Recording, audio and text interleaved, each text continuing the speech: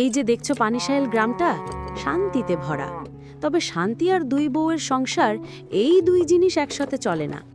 তোমার ছোট বউ আজ আবার আমার হাড়ি থেকে মাছ চুরি করছে। হাড়ি তো একটাই, মাছও তো হরিপদই কিনে আনেন। ও আবার কার?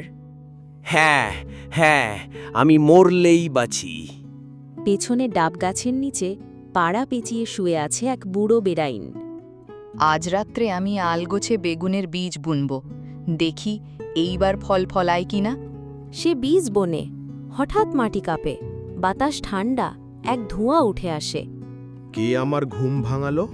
এই বীজ তো জাদু বীজ, যেই একবার গাছ উঠবে, যেই খাবে সেই তার মনের ভাব বলে দেবে। হ্যাঁ হ্যাঁ, তাইলে লক্ষ্মী বউয়ের আসল রূপ বের হবে। দুদিনের মধ্যেই বিশাল বেগুন গাছ, বড় বড় বেগুন ঝুলছে যেন মাটিতে ছুঁই ছুঁই। ইস, কোথার থেকে আসলো এই গাছ? আমার উঠানে তো আমি কিছুই বুনিনি। ভগবানের দান, বুঝলে না বৌদি? গায়ের লোক ভিড় করে দেখে, বেগুন দেখে চমকে যায়। বেগুন তো এক একটা 4 পিস মাছের সমান। যেই এই বেগুন খায়, সাথে সাথে মুখ ফসকে গোপন কথা বলে ফেলে। আমি আসলে ছোট বউয়ের ঘটি ভেঙে দিয়েছি গতকাল। আমি নুন ছিটিয়ে দিয়েছি ভাতের হাঁড়িতে, যাতে তুই মনে করিস নুন কম। আমি হাটে নতুন বউ দেখে মনে মনে বিয়ের কথা ভাবছিলাম।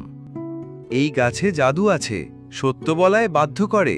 তা ঠিক হবে না, গোপন কথা ফাঁস হইলে সমাজে অশান্তি হবে। না না, আমরা চাই সবাই সত্য বলুক। আমি বুনেছি, এইটা আমার গাছ। তোর বুদ্ধি আছে? ভূত ডেকে এনেছিস? তোমরা সত্য বলার গাছকে নষ্ট করছো, তাই আমি গাছ সরিয়ে নিচ্ছি। তোমরা ঝগড়া না করে এই পুঁটি বীজ একসাথে বুনো, সত্যের ফসল ফলাও। ঠিক আছে, তবে এবার থেকে ভাগ করে খাবো, ঝগড়া নয়। সত্যি বলতে কি, এক বেগুন গাছ বদলে দিল দুই বউয়ের মন। হয়তো জাদু শুধু গাছে নয়, ছিল তাদের উপলব্ধিতেও।